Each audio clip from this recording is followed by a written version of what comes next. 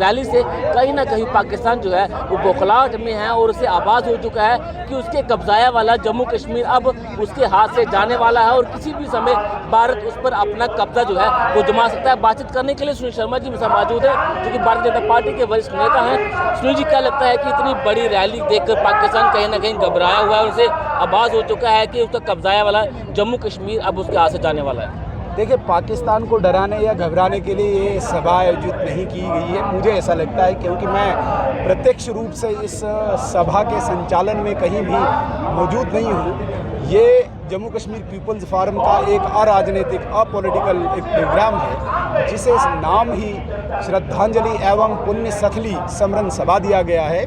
मुझे लगता है कि ये अपने आप में एक विचित्र, अपने आप में एक अनोखा कार्यक्रम है जिसमें उन हुतात्माओं को, उन शहीदों को, उन बलिदानों को, उन कुर्बानियों को श्रद्धांजलि आज दी जा रही है जिन्होंने 1947 की उस त्रासदी में अपने प्राणों की आहुति दी। और वो लोग जो आज पूरे देश विदेश में बिखरे हुए, वो समाज, शरणार्थी समाज पूरे देश विदेश में बिखरा हुआ है, जम्मू कश्मीर पीपल्स फोरम के प्रयास के द्वारा आज वो एकत्रित होकर अपने जन्मस्थली को यहाँ पे समरण कर रहा है। मुझे लगता है कि एक विचित्र कार्यक्रम है और ये उस इमोशन को भी उजागर करने का एक कार्यक्रम है जिसमें अपनी मातृभूमि के प्रति एक आस्था और श्रद्धा अपने दिल में है, उसको उमड़ पड़ी है।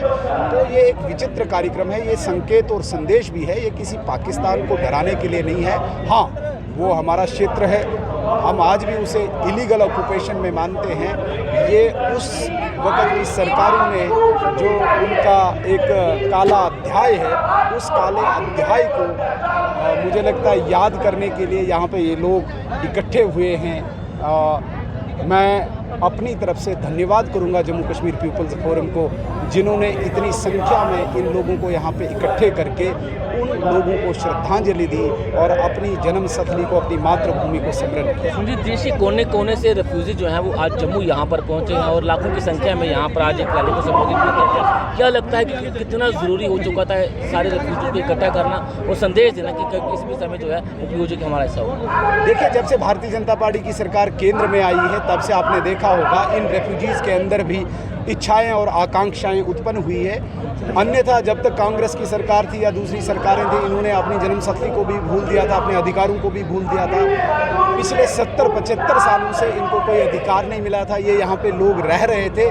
लेकिन जिस प्रकार से मतलब एक निर्जीव व्यक्ति कहीं पे होता है, एक निर्जीव चीज़ कहीं पे खड़ी है, उसी प्रकार से ये लोग यहाँ पे थे, क्योंकि इनके पास कोई वोटिंग राइट नहीं था, इनके पास कोई पॉलिटिकल रिप्रेजेंटेशन नहीं थी, इनके पास पीआरसी जिसे हम परमानेंट रेजिडेंट सर्टिफिकेट कहते हैं, ये नौकरी नहीं कर सकते थे। ये सारे अधिकार भारतीय जनता पार्टी की सरकार ने इनको दिलाए हैं। आज इनको डोमिसाइल मिल रहा है, आज इनको वोटिंग राइट्स मिल रहे हैं। मुझे लगता है कि ये एक आह्वान है इस पूरे बिखरे हुए समाज के लिए कि जम्मू कश्मीर में आप पुनः से अपने आप को स्थापित करें, आपके पूरे अधिकार मिलेंगे। भारतीय जनता पार्टी की सरकार ने इनको वन टाइम सेटलमेंट के लिए एक राशि भी दी है। तो ये इनको एक इच्छा और आकांक्षा जो यहाँ पे उत्पन्न हुई है, केवल भारतीय जनता पार्टी की सरकार में ही हुई है और मोदी जी ने इसे संभव भी करके दिखाया। पर आयोग ने एक सिफारिश भी की है, उन्होंने कहा कि जो पीओजे की रेफ्यूजीज हैं, जो 1/3 मेजॉरिटी जो जम्मू कश्मीर में रह जाए, देश के अलग हिस्सों में रह रही है, उनके लिए नॉमिनेटेड एमएलएस भी जो है वो होने चाहिए। आप सहमत हैं? बिल्कुल, मैं सहमत हूँ, क्योंकि जम्मू कश्मीर की असेंबली में इस वक्त भी 114 सीटें हैं, 90 सीटों को डिलिमिट किया गया है, परिसीमित किया गया है। 24 सीटें अभी भी पाक ऑक्यूपाइड इलीगली जो एरिया उन्होंने लिया है उसकी सीटें हैं और वहाँ के लोग यहाँ पे बैठे हुए हैं।